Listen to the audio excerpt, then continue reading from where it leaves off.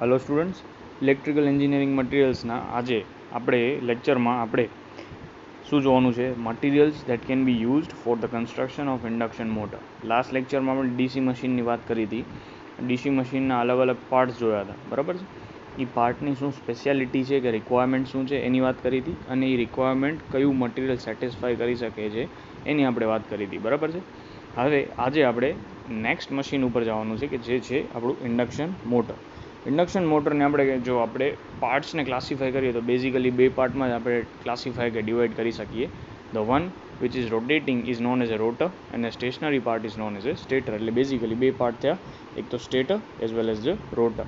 પણ હવે આપણે સ્ટેટરને પણ આપણે જેવો ડીબ્રીફ કરીએ, બરાબર છે, તો શું થઈ શકે? એના પાર્ટ્સ પડી શકે. સ્ટેટરની ફ્રેમ, આઉટરમોસ્ટ કવરિંગ યોક, બરાબર, પછી સ્ટેટરનું પોતાનું કોર અને એ કોરમાં રાખેલી વાઇન્ડિંગ, બરાબર છે.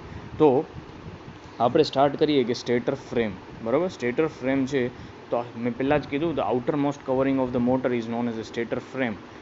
ધ મેઇન ફંક્શન શું છે એનું? તો કે મેઇન ફંક્શન જે ઇનર કોર છે એને સપોર્ટ કરવાનું છે એઝ વેલ એઝ પ્રોટેક્શન આપવાનું છે. અંદર જે વાઇન્ડિંગ્સ રહેલી છે એને પ્રોટેક્શન પ્રોવાઈડ કરવાનું મેઇન એનું ફંક્શન છે, બરાબર. સ્ટેટર ફ્રેમ છે તો કેવું હોવું જોઈએ, રિક્વાયરમેન્ટ શું છે? તો એનું ફંક્શન તો આપણને ખબર પડી ગઈ કે અંદરની કોઇલને મેકેનિકલ સપોર્ટ પ્રોવાઈડ કરશે અને અંદરની જેટલી પણ કોઇલ્સ રહેલી છે એને પ્રોટેક્શન પ્રોવાઈડ કરશે.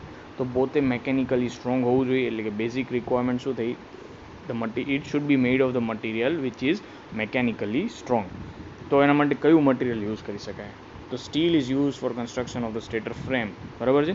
એટલે કે જો સ્મોલ સાઇઝની હશે તો outer frames may be casted, whereas for large size motors steel is fabricated in order to construct the outer frames, બરાબર છે. એ ગમે તે હોય, એમાં આપણે બહુ ડીપમાં જવાની જરૂર નથી.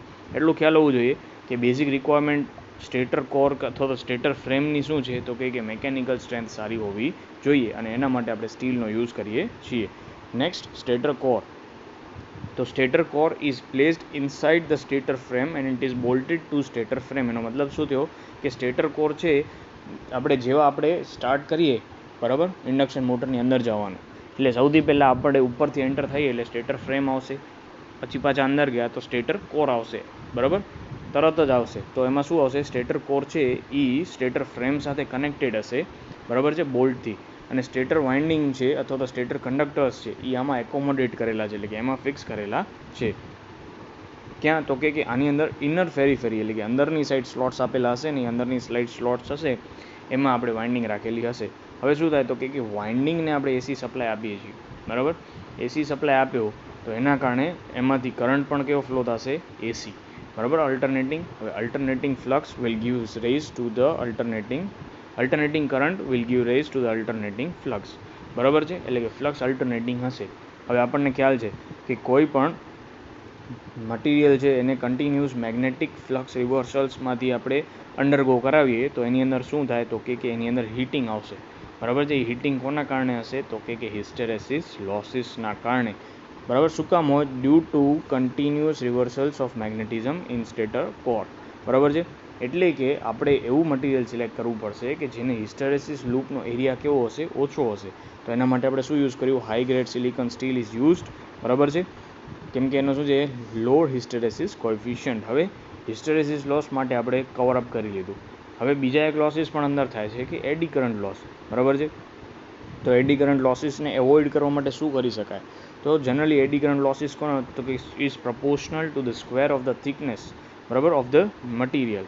તો એડી કરંટને એવોઇડ કરવા માટે stator core is build up of the thin laminations of silicon steel. એની લેમિનેશન્સની થિકનેસ કેટલી હોય? 0.35 to 5.5 mm, બરાબર છે. અને ધીસ લેમિનેશન છે એને આપણે શું કરીએ? એકબીજા સાથે બોલ્ટ કરેલા હોય છે હાઇડ્રોલિક પ્રેશરથી, બરાબર છે. અને વચ્ચે વોર્નિશ કે એવું કાંઈ બીજું આપણે લગાવેલું હોય જેથી કરીને ઇન્સ્યુલેટ થઈ જાય. ઓકે, તો આ તું શેની વાત થઈ? સ્ટેટર કોરની. સ્ટેટર કોરમાં આપણે બે કન્સિડર શું કરવાની છે? Main considerations will be hysteresis loss as well as the eddy current losses. અને એના માટે એક સ્પેસિફિક આ બધું રિક્વાયરમેન્ટ આપણી પૂરી કરતું હોય એવું મટીરિયલ છે સિલિકોન સ્ટીલ, બરાબર છે. હવે અહીંયા એને ડાયાગ્રામ આપેલો છે. જે આ આઉટર મોસ્ટ કવરિંગ છે એને આપણે શું કીધું, ફ્રેમ અથવા તો યોક. એની અંદર સ્ટેટર કોર આપેલું છે અને અંદર શું રાખેલી છે, આ સ્ટેટર વાઇન્ડિંગ રાખેલી છે. હવે જે સ્ટેટર કોર છે એની અંદર ઇનર ફેરીફેરીમાં સ્લોટ્સ છે એવી વાત કરી હતી, બરાબર. હવે જો શું છે તો કે આ તમને દેખાય છે, આ બધા શું છે, ઇનર ફેરીફેરીમાં સ્લોટ્સ આપેલા છે, બરાબર. આ ઇનર ફેરીફેરીના સ્લોટ્સ આપેલા છે કે જેની અંદર તમે શું મૂકો છો, હવે સ્ટેટર વાઇન્ડિંગના કંડક્ટર્સને તમે પ્લેસ કરશો. ઓકે, હવે આપણે વાત કરીએ છીએ સ્ટેટર વાઇન્ડિંગની. તો કે slots are provided in the inner periphery of the stator core. અહીંયા આપણે બતાવ્યું એ પ્રમાણે, બરાબર છે. એની અંદર શું પ્લેસ કરશું, સ્ટેટર વાઇન્ડિંગ્સ. સ્ટેટર વાઇન્ડિંગ્સ છે is made from the material. હવે જનરલી વાઇન્ડિંગ છે એ કન્ટિન્યુઅસલી કરંટ કેરી કરવાની છે. હવે જો આપણે એનો રેઝિસ્ટન્સ એવી વાઇન્ડિંગ મટીરિયલ યુઝ કરશું કે જેનો રેઝિસ્ટન્સ હાઈ હશે તો ઓટોમેટિકલી આપણો I²R લોસીસ કેવા હશે, ખૂબ જ વધારે હશે. અને I²R લોસીસ જો વધારે હોય તો overall motor efficiency will be quite less. તો એ આપણા માટે ફેઝિબલ નથી. તો શું કરશું, તો we can use the material having the resistance very less, બરાબર. એટલે કે આપણે એવો મટીરિયલ યુઝ કરીએ કે જેનો રેઝિસ્ટન્સ કેવો હોય, ઓછો હોય, બરાબર છે. એની રેઝિસ્ટિવિટી મિનિમમ હોય. તો એવો મટીરિયલ આપણા માટે કયું છે, તો એના માટે આપણે કોપરનો યુઝ કરશું. Copper is ચૂઝન is the most suitable material four this purpose.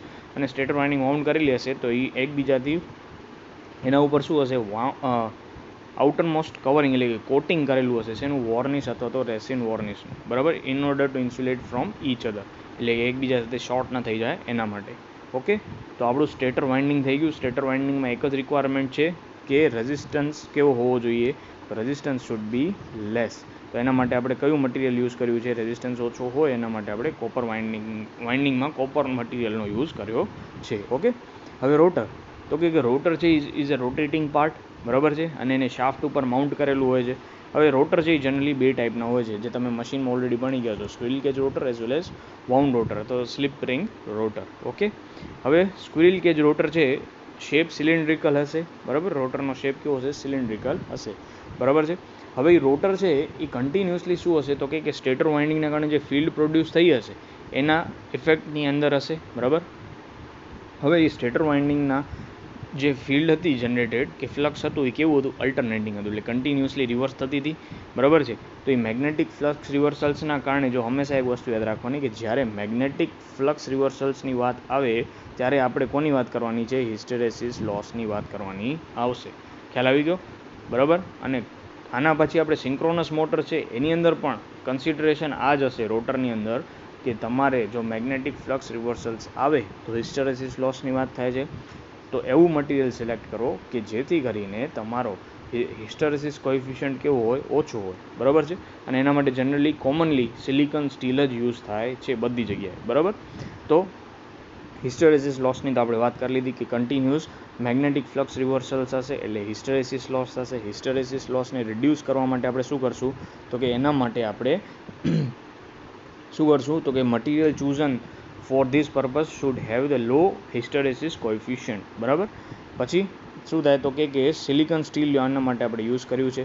Okay, હવે શું થાય, એના સિવાય આજે આની ઉપરના સ્લોટ્સ આપેલા હશે એમાં શું હશે, કોપરના વાઇન્ડિંગ અથવા તો કોપરના બાર્સ રાખેલા હશે, બરાબર. કોપરની વાઇન્ડિંગ અથવા તો કોપરના બાર્સ, બરાબર. હવે કોપરના વાયર્સ છે એ પણ શું હશે, કંડક્ટર છે એટલે કે કોપર યુઝ કર્યું છે આપણે કેમ કે કંડક્ટરની રેઝિસ્ટિવિટી, કોપરની રેઝિસ્ટિવિટી કેવી છે, ઓછી છે, બરાબર. તો copper wires with thin coating of black varnish are used for the rotor winding.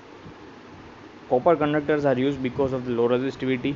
હવે જો રેઝિસ્ટિવિટી ઓછી હોય તો એનો ક્રોસ સેક્શનલ એરિયા પણ કેવો હશે, ઓછો હશે, એટલે કે ઓટોમેટિકલી એનો વેઇટ કેવો હશે, વેઇટ ઓછું હશે. વેઇટ ઓછું હશે તો ઇઝીલી રોટેટ કરી શકશે. ઓકે, પછી એક બીજી સ્પેશિયાલિટી શું હોય, તમે સ્ક્વિરલ કેજ રોટર જોયું હશે તો એની અંદર શું હોય તો કે જેટલા પણ કોપરના બાર્સ હશે એને આપણે એક શોર્ટ સર્કિટ કરેલા છે એન્ડ ઉપર, એન્ડ રિંગથી, બરાબર છે. તો એન્ડ રિંગથી શું કરેલી છે, શોર્ટ સર્કિટેડ, અને એના કારણે આપણે રોટરના રેઝિસ્ટન્સ, રોટર સાથે કોઈ એક્સટર્નલ રેઝિસ્ટન્સ કનેક્ટ કરી શકતા નથી.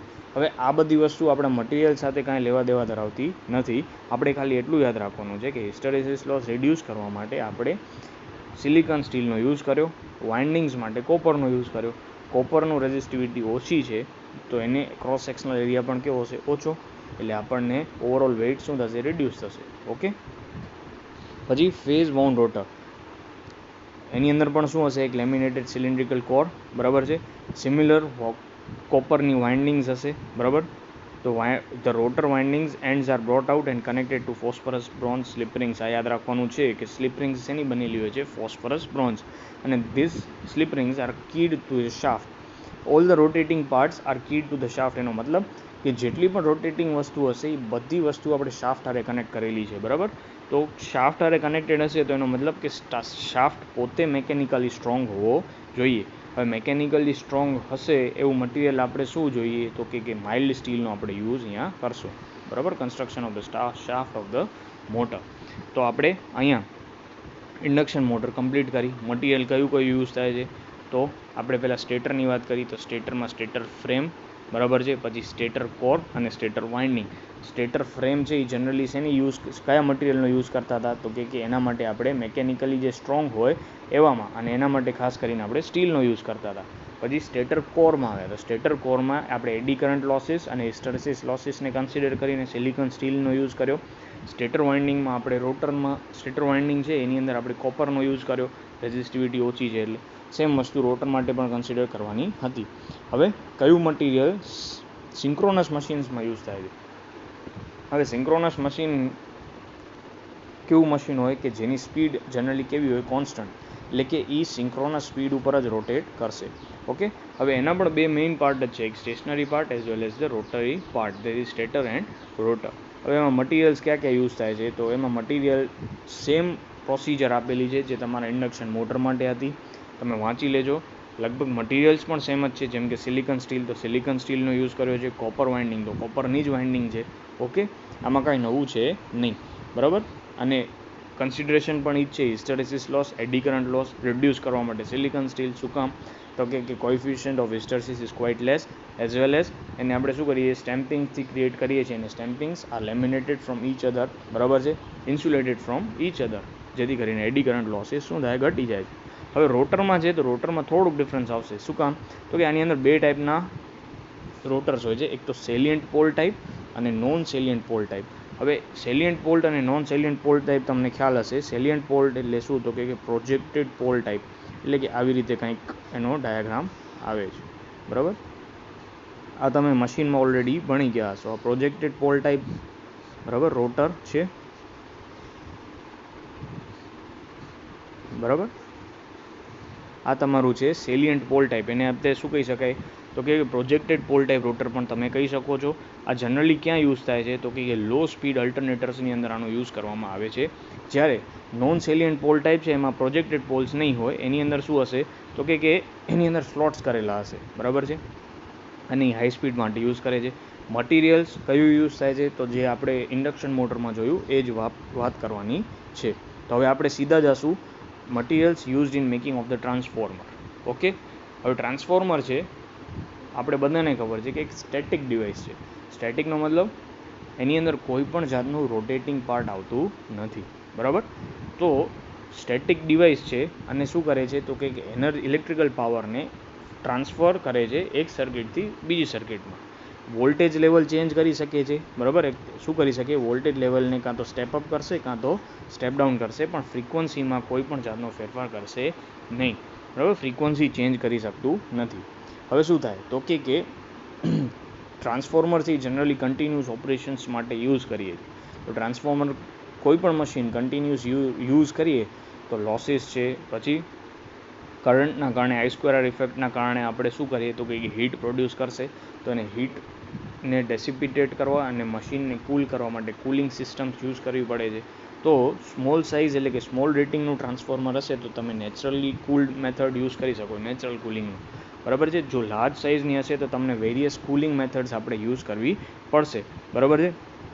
અને એમાંથી one of the method is oil immersed natural cooling. એનો મતલબ શું થાય? તો કે તમારું ટ્રાન્સફોર્મરની કોઇલ હશે એ ઓઇલમાં ઇમર્સ્ડ હશે, બરાબર છે. મિનરલ ઓઇલનો યુઝ કરવામાં આવે છે. હવે ટ્રાન્સફોર્મર છે એની અંદર ઘણા બધા પાર્ટ્સ છે, જેમ કે એની વાઇન્ડિંગ આવશે, કોર આવશે, બુશિંગ આવશે, કન્ઝર્વેટર ટેન્ક આવશે, બ્રીધર આવશે, બરાબર છે. પછી ટ્રાન્સફોર્મરનો ટેન્ક આવશે. એ બધી જ વસ્તુનું આપણે કયું મટીરિયલ યુઝ કરીએ છીએ, આપણો ફોકસ ખાલી ને ખાલી મટીરિયલ ઉપર છે, બરાબર. કયું મટીરિયલ યુઝ કર્યું છે એની આપણે વાત કરવાની છે. તો આપણે સ્ટાર્ટ કરીએ. હવે પહેલાં તો મેગ્નેટિક કોરની વાત કરીએ છીએ, બરાબર. હવે મેગ્નેટિક કોર એટલે શું? જનરલી તો કે તમે ટ્રાન્સફોર્મરનો સિમ્પલ ડાયાગ્રામ બનાવો છો તો તમને આ ટાઈપનું કંઈક ડાયાગ્રામ આવતો હશે, બરાબર. આ બધાએ જોયેલો હશે. અહીંયા આપણે પહેલાં વાઉન્ડ કરીએ છીએ પ્રાઇમરી વાઇન્ડિંગ, અને અહીંયા આપણે વાઇન્ડ કરશું સેકન્ડરી વાઇન્ડિંગ, બરાબર છે. હવે આ જે તમને અહીંયા દેખાડેલું છે એ શું છે? કોર છે, બરાબર છે. શું છે? એ કોર છે. હવે શું થાય તો કે જ્યારે તમે પ્રાઇમરીમાંથી સપ્લાય પ્રોવાઈડ કરો છો, એસી સપ્લાય, તો આમાંથી કરંટ ફ્લો થશે. કરંટના કારણે આમાંથી એક ફ્લક્સ શું થશે? આવી રીતે આમાંથી પાસ થવાનું છે. ઓકે, તો આની વાત કરવામાં આવી છે, બરાબર. આ જે મેં તમને અહીંયા હાઇલાઇટ કરું છું એ આપણો લેમિનેટેડ કોર છે. તો કે લેમિનેટેડ મેગ્નેટિક કોરની વાત કરી છે. Is a part of a transformer which becomes magnet when current passes through the transformer. The windings are wound on the core of the transformer. મેં તમને આગળ જ વાત કરી કે જ્યારે આ વાઇન્ડિંગ છે એ કોર ઉપર વાઉન્ડ કરેલી હોય છે. હવે આપણો જે સપ્લાય હતો, આપણે ખબર જ છે કે ટ્રાન્સફોર્મર એસી ઉપર જ વર્ક કરે છે, બરાબર. તો એની અંદર જે ફ્લક્સ આવશે એ પણ કેવું હશે? અલ્ટરનેટિંગ હશે. અને અલ્ટરનેટિંગ ફ્લક્સથી આપણે કોઈ મટીરિયલ શું કહેવાય એની ઇફેક્ટમાં આવે તો એની અંદર eddy current losses, hysteresis losses આપણે કન્સિડર કરવા પડે. તો કયું મટીરિયલ યુઝ કરવાનું કે જેનો હિસ્ટેરેસિસ કોએફિશિયન્ટ કેવો હોય? લો હોય, બરાબર છે. તો it is also very important. આમાં ખાલી હિસ્ટેરેસિસ કોએફિશિયન્ટથી કામ નહીં ચાલે. આમાં બીજી એક રિક્વાયરમેન્ટ શું છે તો કે લો વેલ્યુ ઓફ રેસિડ્યુઅલ મેગ્નેટિઝમ, બરાબર. લો વેલ્યુ ઓફ રેસિડ્યુઅલ મેગ્નેટિઝમ એનો મતલબ શું થયો કે કોર છે આપણું કે જેના ઉપર આપણે વાઇન્ડિંગ વાઉન્ડ કરેલી છે એ મેગ્નેટાઇઝ એટલો ટાઈમ જ રહેવું જોઈએ જેટલો ટાઈમ કોઇલમાંથી કરંટ પાસ થતો હોય તેટલી વાર. જેવો કરંટ બંધ એવો મેગ્નેટિઝમ જતું રહેવું જોઈએ, બરાબર છે. તો બે રિક્વાયરમેન્ટ થઈ, એક તો low hysteresis coefficient as well as low value of residual magnetism. તો હવે શું થાય? હજી થર્ડ રિક્વાયરમેન્ટ પણ છે. શું છે થર્ડ રિક્વાયરમેન્ટ? તો કે જે કોર છે એની પરમિએબિલિટી કેવી હોવી જોઈએ? ઓછી. મેં તમને હમણાં જ કીધું કે જ્યારે આપણે વાઇન્ડિંગને સપ્લાય આપીએ છીએ તો કોર સેટઅપ ક્યાં થાય છે? ફ્લક્સ સેટઅપ ક્યાં થાય છે? કોરમાંથી થાય છે, બરાબર છે. હવે જો એની પરમિએબિલિટી જ ઓછી હશે તો ફ્લક્સને એમાંથી પાસ કરવા માટે ઘણું બધું આપણને તકલીફ પડશે. તો પરમિએબિલિટી જો હાઈ હશે તો લીકેજ ફ્લક્સની વેલ્યુ કેવી થઈ જશે? ઓછી થઈ જશે, બરાબર. તો હાઈ પરમિએબિલિટી હોવું જોઈએ, બરાબર છે. તો હવે આ બધી વસ્તુ હોય, બરાબર, આ બધી વસ્તુ હોય એવું મટીરિયલ કયું? તો કે એના માટે જનરલી પાછું આપણે શું યુઝ કરવાનું છે? સિલિકોન સ્ટીલનો જ યુઝ કરવાનો છે, બરાબર. ટ્રાન્સફોર્મર કોર જનરલી સિલિકોન સ્ટીલનું જ બનેલું હોય છે. પ્લસ હવે આની અંદર એડી કરંટ લોસીસ પણ આવવાના છે. તો એડી કરંટ લોસીસ રિડ્યુસ કરવા માટે આપણે શું કરશું? તો કે લેમિનેટેડ સિલિકોન સ્ટીલની સ્ટેમ્પિંગ્સનો યુઝ કરશું. અને સ્ટેમ્પિંગ્સને આપણે એકબીજા સાથે સ્ટેગર્ડ કરી, બરાબર, એકબીજા સાથે પ્રેસ કરીને બોલ્ટ રિવેટ્સથી શું કરશું? બંધ કરશું, બરાબર છે. આખી પ્રોસેસ જે હોય ને એને શું કહેવાય? કોર સ્ટેગરિંગ કહેવાય. શું કહેવાય? કોર સ્ટેગરિંગ, બરાબર. હવે કોર સ્ટેગરિંગ થઈ ગયું અને પછી એક એક લેમિનેશન્સ વચ્ચે આપણે વોર્નિશનું ઇન્સ્યુલેશન પણ પ્રોવાઈડ કરશું જેથી કરીને એડી કરંટ લોસીસ શું થાય? રિડ્યુસ થઈ જાય. ઓકે, બરાબર છે. તો આના માટે સિલિકોન સ્ટીલનો આપણે યુઝ કર્યો છે. The magnetic saturation of the silicon steel occurs at a high flux density of 2 weber per metre square. એટલે કે સેચ્યુરેટ થવું જોઈએ નહીં. બીજું એક શું છે તો કે જનરલી શું થાય તો કે કોર જો સેચ્યુરેટ થઈ ગયું ને તો ટ્રાન્સફોર્મરનું પરફોર્મન્સ ખૂબ જ બગડી જશે, બરાબર છે. તો એની કોરનું મેગ્નેટિક સેચ્યુરેશન પણ કેવું હોવું જોઈએ? હાઈ. પછી permeability of the silicon steel is 1500, બરાબર. Large permeability magnetic flux can be easily setup through the core. અને એની લેમિનેશન્સની થિકનેસ કેટલી હોય છે? 0.35 to 0.5 mm. આપણે આગળ જ બધું કરેલું છે એ જ વસ્તુ છે, બરાબર છે. તો આમાં કન્સિડર આપણે કરવાનું શું હતું? એક તો હિસ્ટેરેસિસવાળું ફેક્ટર કન્સિડર, એડી કરંટવાળું પણ, પછી સાથે સાથે પરમિએબિલિટી અને મેગ્નેટિક સેચ્યુરેશન, એ બધા માટે સિલિકોન સ્ટીલ સુટેબલ છે. હવે વાત કરીએ ટ્રાન્સફોર્મર કોઇલ્સ. તો ટ્રાન્સફોર્મર કોઇલ્સમાં જનરલી કોઇલ્સ એની બનેલી હોય છે તો કે કોઇલ છે એ જનરલી કોપરની જ બનેલી હશે, બરાબર છે. હવે કોઇલ છે એ વાઉન્ડ ઓન ધ ફોર્મર એટલે કાંઈ નહીં, એક સિલિન્ડ્રિકલ સરફેસ હશે જેના ઉપર તમે કોઇલને વાઉન્ડ કરો છો. હવે એ ફોર્મર છે એ જનરલી ઇન્સ્યુલેટિંગ મટીરિયલનું બનેલું હોય છે, બરાબર. હવે કોઇલની વાઇન્ડિંગની કે કોઇલની વાત કરતા હો એટલે કે એની અંદર રેઝિસ્ટિવિટી કેવી હોવી જોઈએ? ઓછી. રેઝિસ્ટિવિટી છે એ કોપર જેવી સારી ઓછી કોઈની હોતી નથી, એટલે કે કન્ડક્ટિવિટી સૌથી સારી કોપરની છે, બરાબર છે. તો copper wires R used four making the coils, બરાબર છે. હવે એના ઉપર આપણે વોર્નિશનું કોટિંગ કરાવેલું હશે, બરાબર, જેથી કરીને શું થાય? એકબીજાથી શોર્ટ થઈ જાય નહીં. The size of the wire કોના ઉપર ડિપેન્ડ કરે? તો કે સાઇઝ અલ્ટિમેટલી ડિપેન્ડ કરે છે the amount of the current that will flow through the windings, બરાબર છે. જેથી કરીને જ્યારે કરંટ એમાંથી પાસ થાય તો એમાંથી ઓછી હીટ પ્રોડ્યુસ થાય છે. ઓકે, તો આ હતું આપણું ટ્રાન્સફોર્મર કોઇલ્સ, જે કે જેમાં આપણે કોપરનો યુઝ કર્યો હતો. બુશિંગ, હવે જે હાઈ રેટિંગ્સના ટ્રાન્સફોર્મર હશે, બરાબર છે, તો હાઈ રેટિંગ્સના ટ્રાન્સફોર્મર છે એની અંદર બુશિંગ્સ પ્રોવાઈડ કરેલી હશે, બરાબર. શેના માટે? તો કે ઇલેક્ટ્રિકલ કનેક્શન્સ માટે, એટલે કે ઇનકમિંગ ટર્મિનલ્સ પણ હશે ને આઉટગોઈંગ ટર્મિનલ્સ ઉપર પણ બુશિંગ્સ પ્રોવાઈડ કરેલી હશે, બરાબર છે. હવે કંડક્ટર્સ આર ટાઈડ ટુ ધ બુશિંગ્સ. હવે બુશિંગ જનરલી શેના માટે હોય? તો કે જે તમારું ટ્રાન્સફોર્મરનું બોડી છે અને લાઈવ પાર્ટ છે એ એકબીજાના કોન્ટેક્ટમાં આવે નહીં, તો એના માટે એ શેનાથી બનેલું હોય છે? ઇન્સ્યુલેટિંગ મટીરિયલથી બનેલું હોય છે. અને ઇન્સ્યુલેટરની વાત આવે એટલે આપણને પહેલું જ મટીરિયલ જે યુઝ થતું હોય એ કયું? તો કે પોર્સેલિન. આપણને ખ્યાલ છે કે ડિસ્ક ટાઈપ ઇન્સ્યુલેટર જે સેકલ જે સ્ટ્રેઇન છે એ જનરલી શેનો યુઝ કરે છે? પોર્સેલિન. તો આ પણ શું છે? એક જાતનું ઇન્સ્યુલેટર છે, એટલે આપણે પોર્સેલિન જ યુઝ કરીએ છીએ. ઓકે, તો મોસ્ટ સુટેબલ મટીરિયલ શું છે? પોર્સેલિન. પછી શું કામ આવું? તો કે જે બુશિંગનો યુઝ કરો છો બનાવવા માટે, જે મટીરિયલનો યુઝ કરો છો એની અમુક પ્રોપર્ટીઝ છે. કઈ? તો કે લેસ હાઇગ્રોસ્કોપિક. હાઇગ્રોસ્કોપિકનો મતલબ શું? તો કે મોઇશ્ચરને એબ્સોર્બ કરવાની કેપેબિલિટી, બરાબર. એટલે કે લેસ હાઇગ્રોસ્કોપિકનો મતલબ શું? તો કે મોઇશ્ચરને લેસ એમાઉન્ટમાં એ શું કરશે? એબ્સોર્બ કરશે. અને મિકેનિકલી સ્ટ્રોંગ હોવું જોઈએ, બરાબર છે. અને એ conductor rod is pass to the center of the bushing, બરાબર છે. તો બુશિંગ માટે આપણે પોર્સેલિનનો યુઝ કરીએ છીએ. પ્રોપર્ટીઝ શું જોઈએ એની અંદર રિક્વાયરમેન્ટ? તો કે હાઈ મિકેનિકલ સ્ટ્રેન્થ અને લો હાઇગ્રોસ્કોપિક. ઓકે, હવે ટ્રાન્સફોર્મર ઓઇલ. હવે ટ્રાન્સફોર્મર ઓઇલની વાત કરીએ તો કન્ટિન્યુઅસ આપણે પહેલાં જ જોયું હતું, ટ્રાન્સફોર્મર એક એવું ઇક્વિપમેન્ટ છે કે જે કન્ટિન્યુઅસલી ઓપરેટ કરે છે. તો એના કારણે શું થશે? તો કે હીટ જનરેટ થશે, બરાબર છે. હવે એ હીટ છે આપણે એને ડેસિપિટેટ નહીં કરીએ તો હીટ છે એ આપણે ટ્રાન્સફોર્મરને એફેક્ટ કરશે, ટ્રાન્સફોર્મર પરફોર્મન્સને ઇફેક્ટ કરશે અને મોરઓવર એના અમુક પાર્ટ્સને ડેમેજ પણ કરી શકે છે. તો ટ્રાન્સફોર્મરના સેટિસ્ફેક્ટરી ઓપરેશન માટે હીટ છે એ કન્ટિન્યુઅસલી એટમોસ્ફિયરમાં ડેસિપિટેટ થવી જોઈએ, બરાબર છે. તો એના માટે શું યુઝ કરીએ છીએ આપણે? તો કે જે વાઇન્ડિંગ છે એને આપણે ઓઇલમાં ડૂબાડીને રાખીએ છીએ, ઇમર્સ કરીને રાખીએ છીએ, બરાબર છે. કે જેથી કરીને શું થાય? તો કે જે આપણી હીટ જનરેટેડ છે એ કન્ટિન્યુઅસલી શું થશે? એટમોસ્ફિયરમાં જતી રહેશે by either conduction, convection or radiation. Oil છે એ પાછું ઇન્સ્યુલેટર તરીકે પણ વર્ક કરે છે, બરાબર. ટ્રાન્સફોર્મર ઓઇલ છે એ જનરલી કયું હોય? તો કે મિનરલ ઓઇલ છે. અને મિનરલ ઓઇલ એટલે શું? તો કે હાઇડ્રોકાર્બન આવે, બરાબર. હાઇડ્રોકાર્બન મટીરિયલ છે, બરાબર. તો બીજું શું? તો કે એની ડાયલેક્ટ્રિક સ્ટ્રેન્થ કેટલી છે? 40 kV/mm. આ યાદ રાખવાની જરૂર છે કે ટ્રાન્સફોર્મર ઓઇલની ડાયલેક્ટ્રિક સ્ટ્રેન્થ કેટલી છે? 40 kV/4 mm. Transformer oil should not be allowed to come in contact with air, moisture or water. નો મતલબ શું થયો? કે ટ્રાન્સફોર્મર ઓઇલમાં જો આપણે મોઇશ્ચર આવી જશે તો એને ડાયલેક્ટ્રિક સ્ટ્રેન્થ જે અહીંયા 40 આપેલી છે એ ઘટી જશે, બરાબર. અને જો ઘટી જશે તો એ આપણે ઇન્સ્યુલેશન પ્રોવાઈડ કરી શકશે નહીં. પછી the viscosity of the transformer oil should be less so that it can be easily circulate. Viscosity એટલે શું? તો કે સ્નિગ્ધતા તમે કહી શકો ગુજરાતીમાં. એનો મતલબ શું? કે જે ઇઝથી કોઈ લિક્વિડ કે કોઈ મટીરિયલ કે કોઈ બીજી વસ્તુ એ સરફેસ ઉપરથી વહી શકે એને શું કહેવાય? વિસ્કોસિટી.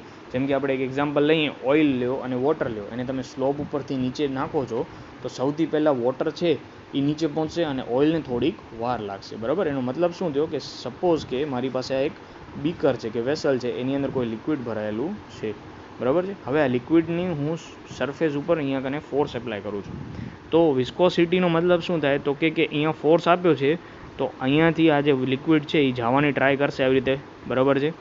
તો આ મોશનને રેઝિસ્ટ કરવાની કેપેબિલિટીને શું કહેવાય છે? વિસ્કોસિટી. એટલે કે બે લેયર વચ્ચેનું જે રેઝિસ્ટન્સ હશે એને શું કહેવાય? વિસ્કોસિટી કહેવાય. એટલે કે આપણું ટ્રાન્સફોર્મર ઓઇલ છે એ વિસ્કસ ઓછું હોવું જોઈએ. ઓકે, પછી transformer tank is usually made up of. હવે ટ્રાન્સફોર્મર ટેન્કની વાત કરી છે. ટેન્કમાં શું હોય? તો કે ઓઇલ, અને ઓઇલમાં આપણે વાઇન્ડિંગ મૂકેલી હોય છે.